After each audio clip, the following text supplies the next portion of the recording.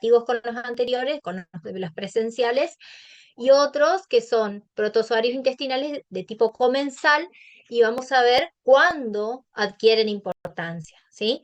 Así que vamos a hacer una breve introducción y después sí vamos a empezar bueno, la introducción, bueno, algunos ya estuvieron esta tarde conmigo, así que es nada más que un repaso. Recordar entonces que taxonómicamente los protozoarios se clasifican de acuerdo a su movilidad como subreino protozoa, y dentro del protozoa tenemos los sarcomastigofora, dentro de los sarcomastigofora tenemos sarcodina y mastigofora, por otro lado tenemos el apicomplexa, y por otro lado tenemos microspora y cialofora.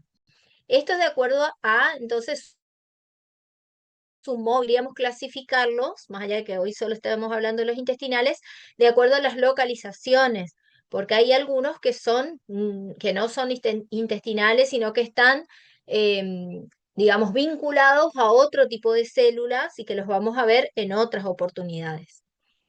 Son unicelulares en todos los casos. Recordemos que sean unicelulares significa que cada una de las células es capaz de generar su patogenia por sí misma, porque tienen toda la maquinaria metabólica como para desarrollarse y para realizar todas sus funciones metabólicas y eliminar los desechos tóxicos. Bueno, y en su mayoría tienen una forma de resistencia y una forma lábil o trofozoítica, que es la responsable de la patología. Esa forma lábil tiene la capacidad de reproducirse, la capacidad de nutrirse, y para realizar esas funciones necesita adherirse o consumir nutrientes, y ahí es cuando se transforman en patógenos. Y el estadio quístico o de ooquiste es la forma de resistencia porque puede subsistir en el ambiente, y de esa manera pasan periodos de tiempos muy prolongados hasta que encuentran un huésped susceptible. Hay muy pocos casos, ¿no? Es más, me atrevería a decir que un caso de los que vamos a estudiar en el cual la forma lábil se encuentra en el ambiente, que es la Tricomona vaginalis. Tampoco es un parásito intestinal, pero lo tenemos en cuenta porque la Tricomona vaginalis no tiene estadios de resistencia, se encuentra solamente como un trofozoito. Cuando nosotros vamos analizando los ciclos biológicos y teniendo en cuenta lo que habíamos visto en la clase presencial, perdón, la semana pasada, dicho que teníamos que conocer dónde está la fuente de infección, cuál es la puerta de entrada, cuál es la puerta de salida. También tenemos que saber a partir de eso cómo ingresa a la puerta de entrada. Y entonces hablamos de lo que es un elemento infectante. Los parásitos van a tener diferentes formas de elemento infectante que generalmente coincide con la forma de resistencia que tiene ese parásito en su ciclo biológico. Entonces sería como un elemento infectante, puede ser un huevo, puede ser un quiste o puede ser un nuevo quiste. Por otro lado, también del parásito debemos conocer cuál es el elemento causante de la patología. Normalmente coincide el elemento causante de la patología con la forma trofozoítica, justamente por lo que decía anteriormente, es la que es capaz de metabólicamente, digamos, reproducirse, nutrirse, y en ese proceso es que produce patología. Conocer el elemento diagnóstico de certeza también surge del ciclo biológico, porque conocer el ciclo biológico me permite determinar de qué muestra yo voy a analizar para conocer cómo se encuentra el parásito en esa muestra y qué técnica voy a aplicar para ver al parásito, qué estructura parasitaria se encuentra en esa muestra. Finalmente, entender la patogenia justamente tiene que ver con poder explicar la clínica a partir de todo el trayecto que va realizando el parásito en el huésped, ¿no? En el huésped susceptible. ¿Para qué nos sirve todo esto también? Para entablar estrategias de prevención. Trabajar sobre la prevención requiere el conocimiento del ciclo biológico completo del parásito para saber dónde está también la fuente de infección, contagiarnos, cómo podemos eliminar esas fuentes de infección y demás. Bueno, dicho esto, ahora sí, vamos a agruparnos. No quiero que se me vaya nadie solo porque digo que vamos a trabajar en salas, sino que la idea es que por lo menos en la sala lean el caso clínico, ubiquen el caso clínico en el material que les dejé en plataforma para que trabajemos en clase y que en unos pocos minutos nos organicemos y si no llegan a contestar las preguntas, yo les voy a responder las preguntas, pero no quiero que se vayan solo porque vamos a hacer un trabajo en grupo, ¿sí? En la sala 1 tenemos un caso clínico de un paciente masculino de 28 años que fue hospitalizado con un cuadro disentérico que venía desarrollando durante los 5 días previos. El examen físico reveló dolores abdominales, vómitos y fiebre. Refirió más de 10 deposiciones sanguinolentas por día. En el examen en fresco de las mismas se observaron formas móviles con dos núcleos, uno de mayor tamaño de forma riñonada con un soma, perdón, rodeado de cilias. La primera pregunta me dice, en el caso clínico anterior, ¿qué datos adicionales de la anamnesis hubiera rescatado? La segunda, ¿en qué microorganismo sospecha? La tercera, ¿con qué otras entidades clínicas debería haber efectuado el diagnóstico diferencial? ¿Qué características en su reproducción presenta el microorganismo sospechado? ¿Cuál es la forma infectiva y cuál la patogénica del parásito? Luego, describa en la imagen la estructura microbiológica del parásito y ubique cada una de sus partes. Acá en la imagen, entonces, colocar a qué parte corresponde cada una de ellas. Pasamos al siguiente. Para la sala 2 tenemos un paciente de 85 años que vive en una residencia para ancianos. Presentó un cuadro con deposiciones diarreicas de una semana de evolución, con dolores abdominales, náuseas, flatulencias. Se solicitó un examen coproparasitológico donde se hallaron abundantes estructuras compatibles con formas vacuolares de blastocistitis SP. Primera pregunta, en el caso clínico anterior, ¿cuál pudo haber sido la fuente de infección? Segunda pregunta, ¿es importante la referencia a la abundancia del hallazgo parasitario? ¿Por qué? Tercera pregunta, ¿qué formas parasitarias se conocen de este parásito y cuál es su forma infectiva? Vamos a la siguiente. En la sala 3 tenemos un niño de 5 años que vive en la zona periférica de La Plata. Presentó en un examen coproparasitológico seriado los siguientes hallazgos: quistes de Entamoeba coli, de Endolimax nana y de Iodameba buchli. Primera pregunta, ¿cómo explica los hallazgos de tantos protozoos en el caso clínico anterior? ¿Qué significado tiene? Segunda pregunta, ¿cuál de las amebas no patógenas tiene mayor prevalencia en los estudios epidemiológicos? Tercera pregunta, ¿qué diferencia existe entre el trofozoito de Entamoeba coli y el trofozoito de Entamoeba histolítica? Bueno, hay otro libro ahí para que puedan contestar estas preguntas. Ese libro está muy didáctico, muy fácil, tiene dibujos y están todas las respuestas que necesitan para contestar. Solamente tienen que ubicarlos a los parásitos ahí. Tiene todo, tiene el índice, así que no es tan complicado. Y lo pueden usar también para estudiar. Lo único que este libro solamente tiene parásitos intestinales. Entonces, no para todos los parásitos les va a servir, por eso tienen elatías también. Está como material, está en plataforma como material para usarse en la clase sincrónica, por si no lo encontraron, ¿sí? ¿Estamos? ¿Alguna pregunta? No, profe. Bueno, vamos a la sala entonces. Recording in progress.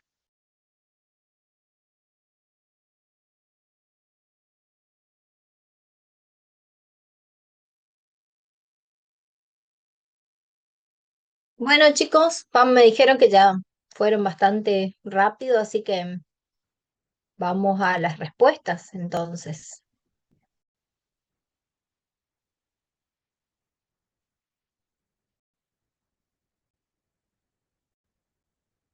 Bueno, en el primer caso clínico, a ver quién me contesta, nos dice, en el caso clínico anterior, que ya más o menos teníamos el diagnóstico hecho según las características microbiológicas, pero ¿cuáles son los datos que me estarían faltando como para orientar mi diagnóstico presuntivo?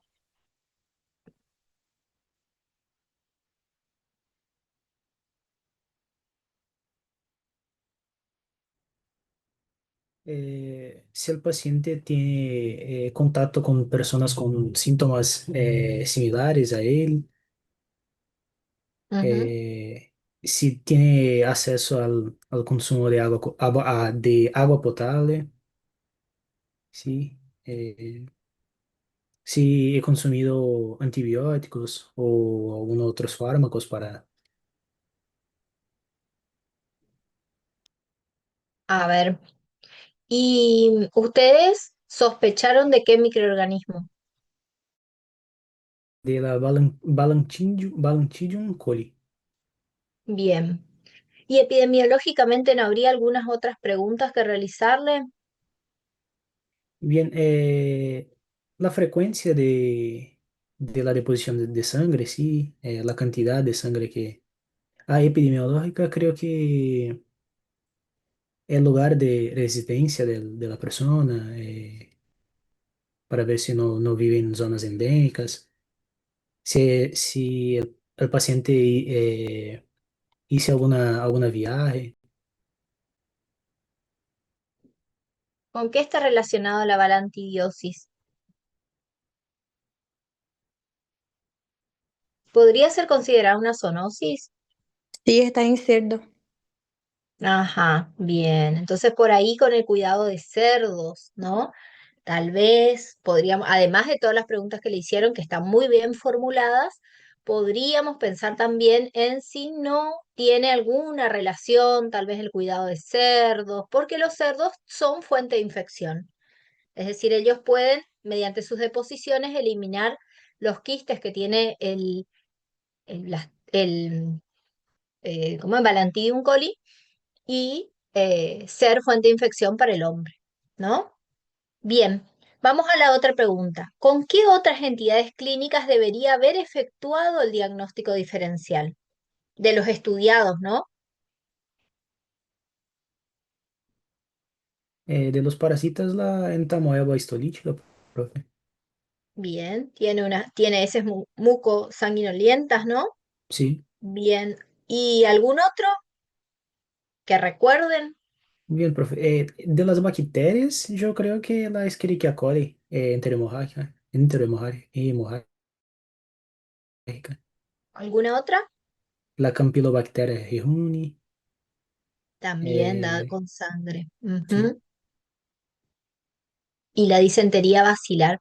¿Sabes por qué te digo la disentería basilar más que con las otras? Porque en realidad las características de esta materia fecal es con sangre y moco. Hay una reacción inflamatoria. Y si nosotros pensamos en Escherichia coli enterohemorrágica, las diarreas son con sangre, porque acordate que se da por la presencia de una toxina y no hay invasión del enterocito por parte de la bacteria en ese caso.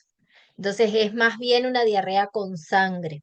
¿Ah? Pero bueno, sí vale también que se necesite hacer un diagnóstico diferencial. Todo va a depender también de la anamnesis, la epidemiología y demás. ¿Qué características qué características en su reproducción presenta el microorganismo sospechado?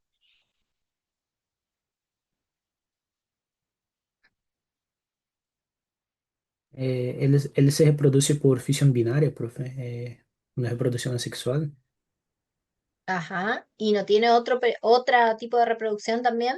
por conjugación, creo que también puede. También por conjugación. Entonces tiene una primera etapa de reproducción asexual por fisión binaria y luego la fusión de su citoplasma y su membrana nuclear para que se produzca el intercambio genético y que haya entonces una reproducción también de tipo sexual. Bien. Luego, ¿cuál es la forma infectiva y cuál la patogénica de este parásito? Bien, la forma infectiva es el quiste, ¿sí? Ujú, Y la patogénica es el trofozoito. perfecto. Y en esta imagen tenemos que ponerle cada una de sus partes, ¿no? Esto sería un trofozoito. ¿La A qué corresponde? Al citoplasma, profe. De lo que tenés abajo. Viste que lo que tenés abajo tenés que ponerle en la letra. De Ah, estas que tenés el, acá perdón, abajo, la A. perdón, yo hablé de citoplasma, el citostoma, profe. Bien, Perdón. citostoma. Bueno, el B, ¿qué sería? El citopigio, Citopigio. Bien. Y luego, el C macronúcleo, el D micronúcleo y la E bien, son las cilias. son las cilias. Muy bien. Bueno, pasamos ahora al 2. ¿Algún integrante del caso clínico número 2? Después hacemos la puesta en común y les explico los detalles que hayan quedado sin explicar, ¿sí?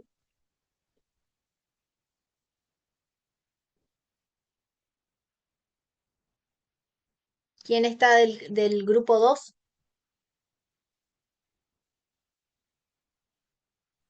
Sí, profe.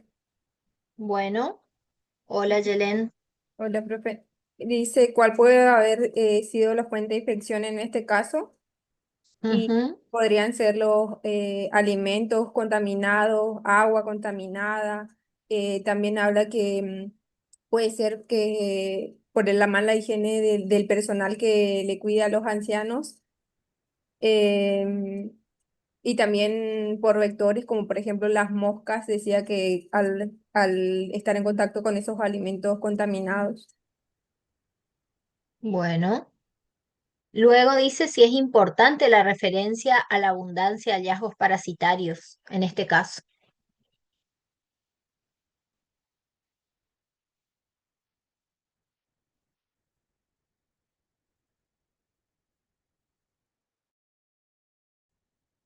¿Es importante o no? ¿Qué les parece? Las Profe, ¿se deposiciones me que se... escucha ahí? No, no me deja activar el micrófono, parece. Ahora sí te escucho bien, Augusto. Sí, tengo la barra acá del menú abajo, está ahí bien. La tenía activada y no me bloqueó el micrófono. La 2, que es importante la abundancia en el hallazgo, ya que si en el examen del coproparasitológico se puede correlacionar con la gravedad de los síntomas. Si en el caso del hallazgo dice que hay abundantes estructuras compatibles con las formas vaculares, me dice que hay una alta carga parasitaria.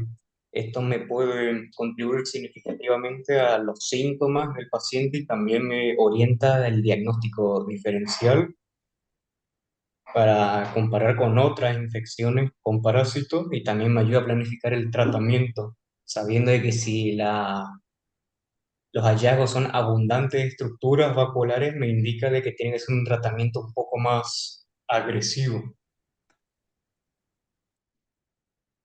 Augusto, y te pregunto al revés, si el hallazgo fuera de pocas estructuras vacuolares, ¿yo podría inferir que ahí estaría poco parasitado?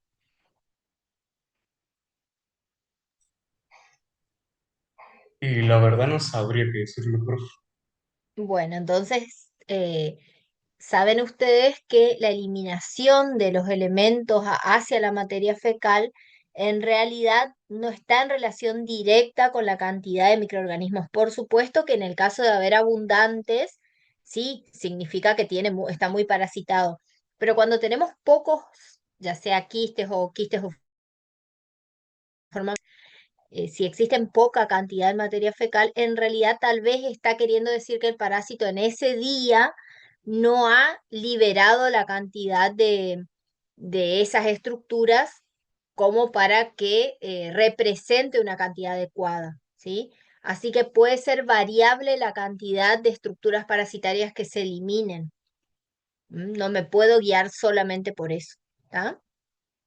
En este caso, bueno, sí son abundantes, así que está directamente relacionado con una elevada parasitosis. Bueno, y después nos dice qué formas parasitarias se conocen del parásito y cuál es la forma infectiva.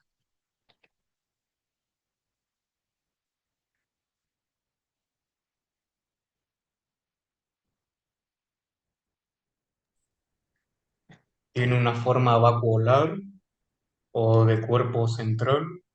También tiene una forma granular, una ameboidal, una forma quística, una forma multivacuolar y una forma avacuolar. Esto nos hace pensar que este parásito es bastante diferente a todos los otros que nosotros habíamos visto. Y ahora vamos a hacer la descripción taxonómica y van a ver que es el único elemento parasitario que no corresponde al reino Animalia. Es más, al tener tantas estructuras diferentes como acabas de nombrar vos, este parásito es polimorfo y por eso primero se lo considera una levadura, después se lo consideró un protozoario y ahora ya no corresponde a ninguna de estas clasificaciones. Antiguamente solamente hablábamos del Blastocystis hominis, pero hoy ya hablamos de Blastocystis sp porque hay por lo menos 9 especies diferentes que afectan al hombre. Es un comensal, está siempre presente, pero tiene que llamarnos la atención cuando está generando un cuadro clínico y no hay otra estructura patógena primaria que lo justifique. Vamos a la sala 3. ¿Algún integrante de la sala 3? Estaba completa la sala 3 de de participantes, así que alguien tiene que hablar.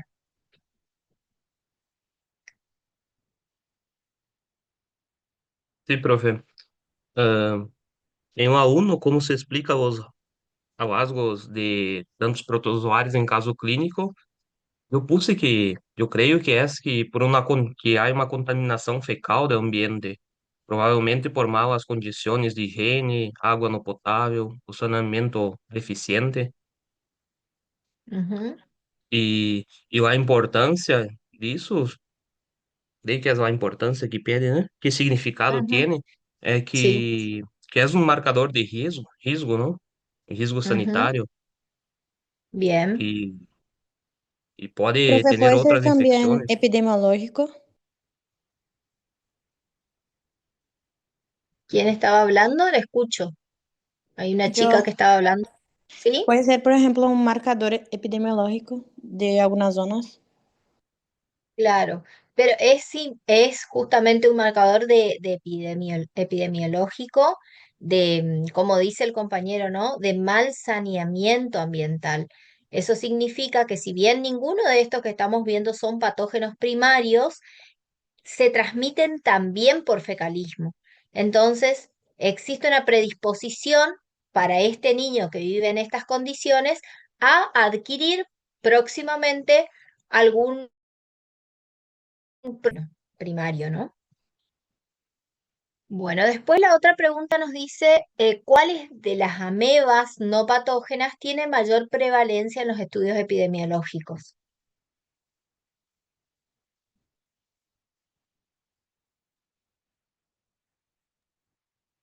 Sería la entamoeba, ¿Cuál?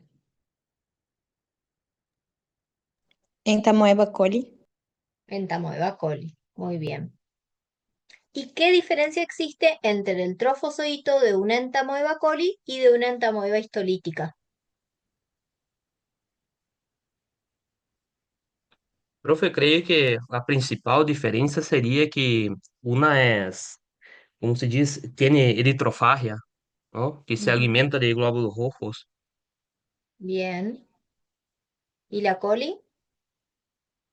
A coli não, creio que não ingesta. E também eu puse que tem outras diferenças, como o núcleo, que a Escherichia coli seria, a Entamoeba coli seria ah, irregular e a histolítica teria um núcleo mais uniforme. Bien. Bueno, y estas características son las que hacen al diagnóstico diferencial. Importante justamente porque una de ellas es patógena y la otra es un comensal. Entonces yo tengo que tener en cuenta eso para poder hacer el diagnóstico certero, ¿sí? Bueno, muy bien. Vamos entonces a contestar de acuerdo a lo que ustedes respondieron para completar un poquito nada más. En el caso de el primer caso clínico que tenían, recordemos que esto se clasifica en los protozoarios según su modelo. Y en ese primer caso tenemos el subreino protozoa, Cialophora, Balantidae, Balantidium coli. Es el único ciliado que vamos a estudiar.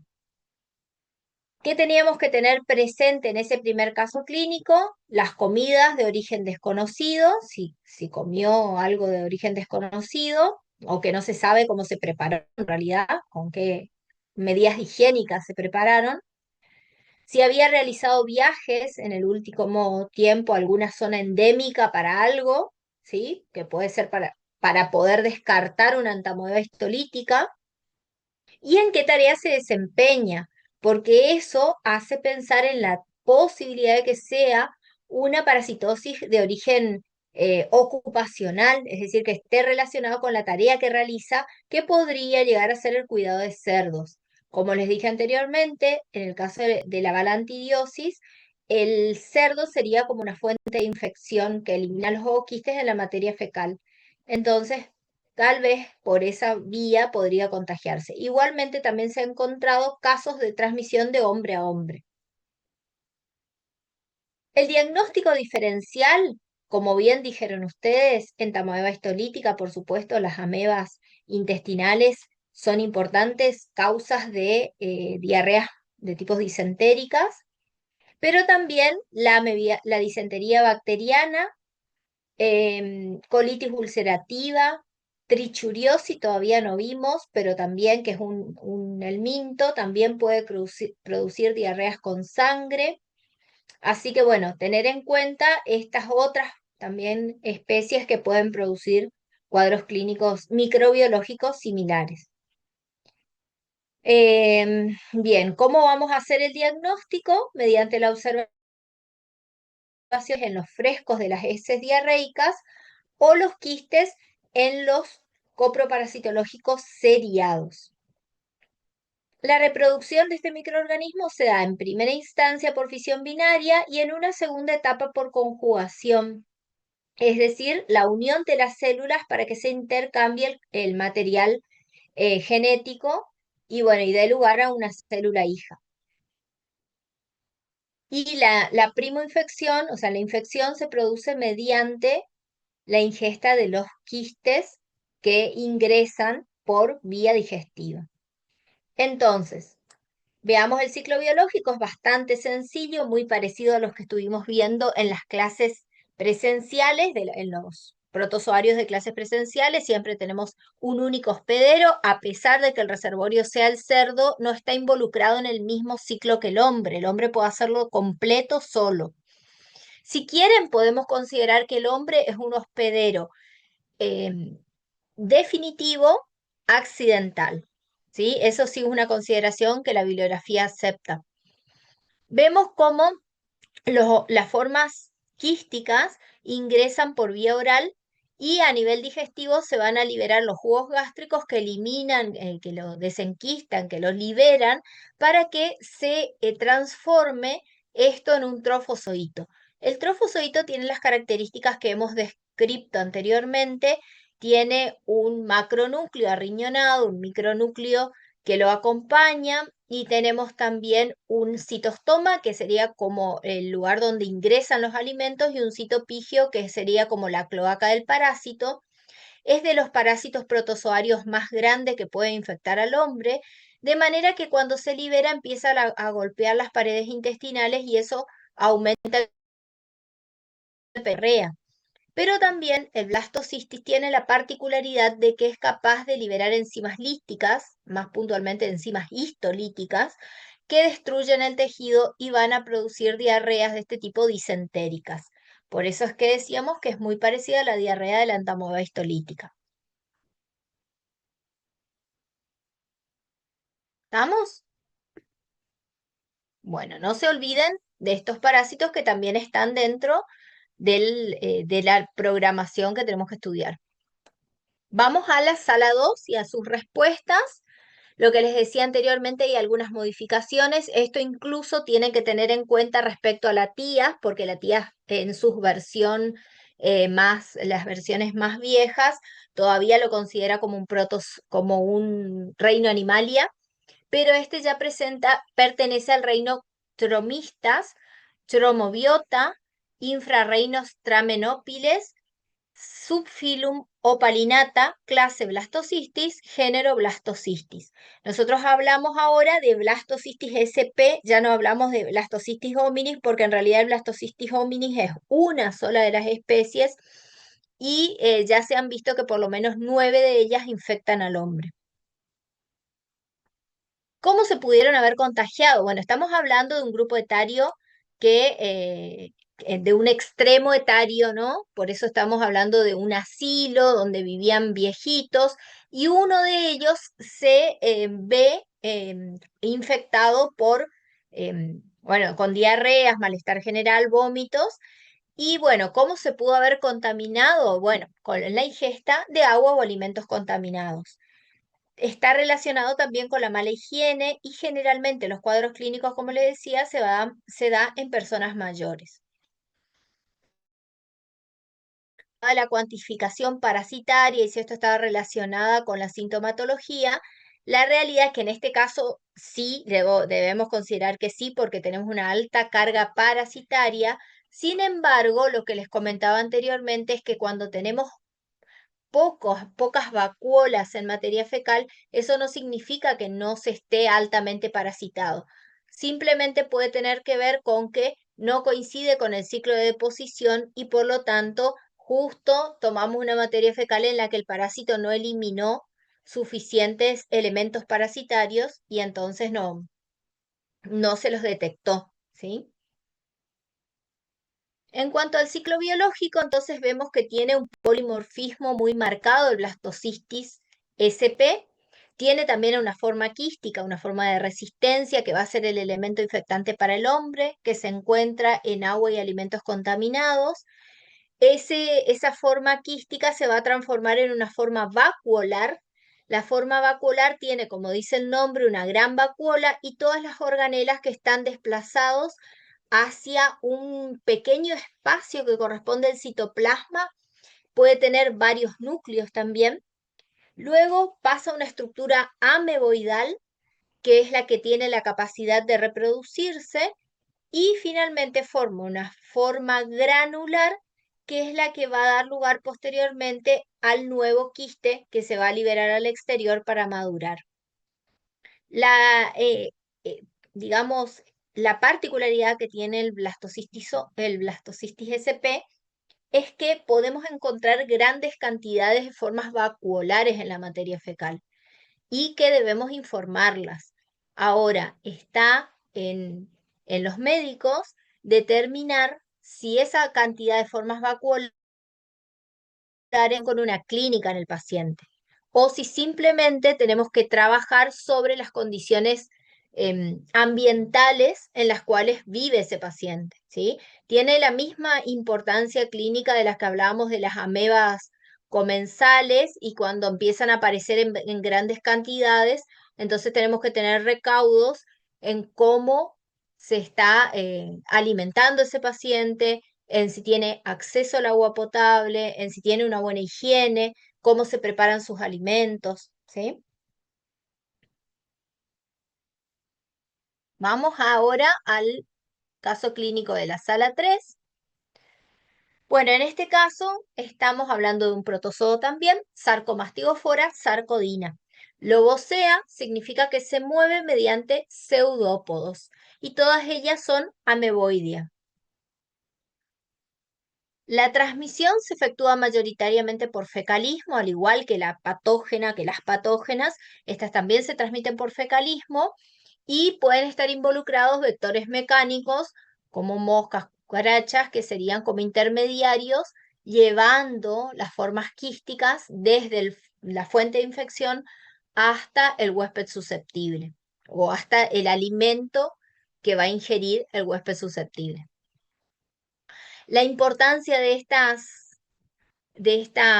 estos parásitos que son comensales, digamos, ¿por qué adquieren importancia? Porque en primer lugar hay una gran variabilidad, no es que se encontró uno de ellos, sino que se encontraron varios de ellos, y esto me está dando cuenta de que, como decíamos anteriormente, las condiciones de saneamiento en el cual el huésped susceptible se está desarrollando no son las adecuadas, ¿sí? Entonces tendríamos que trabajar sobre la prevención, porque es susceptible de poder adquirir cualquiera de los otros patógenos primarios. La siguiente pregunta nos preguntaba cuál de todos estos suele ser más habitual encontrar en una materia fecal, ya que son comensales. Y bueno, de ellos, la Entamoeba coli es la más encontrada, y por eso también es importante que podamos distinguir los trofozoitos de la Entamoeba coli, que es comensal, con el trofozoito de una Entamoeba histolítica. La principal diferencia, además de las características del núcleo, del citoplasma, es que, y la que nos va a permitir diferenciarlos realmente y hacer un diagnóstico de certeza para entamoeba histolítica, es la eritrofagia del trofozoito, ya que en el caso de la entamoeba histolítica, esta, cuando se adhiere a la mucosa del intestino grueso, tiende a liberar sus enzimas histolíticas y destruir el tejido. Entonces, en ese proceso se forma una úlcera, y en cuando se forma esa úlcera vamos a tener heces disentéricas, y además se pueden eliminar junto con esas heces disentéricas trofocitos que se estaban alimentando de los glóbulos rojos. Y eso es lo que vamos a ver en un fresco de materia fecal. En el caso de la Entamoeba coli, su trofozoito no se adhiere a la mucosa y se alimenta de lo que se encuentra en el lumen. Entonces va a tener en su interior bacterias, puede tener levaduras, pueden tener quistes de otros parásitos incluso, pues los utiliza, se alimenta de ellos, pero nunca va a tener glóbulos rojos. Esa es la diferencia, y esto es lo que marca, digamos, si se trata de una o de la otra. Como les comentaba a los que tuvieron clase conmigo hoy, para hacer la diferenciación teniendo en cuenta el quiste, se hace muy dificultosa porque ambas tienen quistes que son bien redondeados. Si bien la entamoeba histolítica tiene 4 núcleos y la entamoeba coli tiene 8 a 16 núcleos, la visualización de los núcleos es bastante dificultosa con la microscopía óptica. Entonces, no se toma como elemento diagnóstico de certeza la observación de los quistes, ¿sí? Es más, cuando visualizamos quistes en una materia fecal que parecen ser de entamoeba, se informa así: se observan quistes de entamoeba sp, y queda ahí, y no digo de qué especie se trata.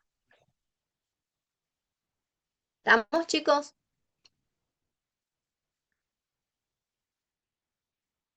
Sí, profe.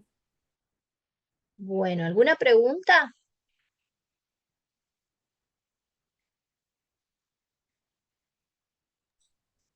¿Alguna No, profe. preguntita de semio? Bueno, estamos entonces.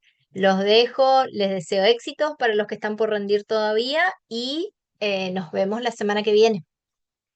Gracias, Chao, chao, profe. Chao, profe. chao. Profe, Nos vemos.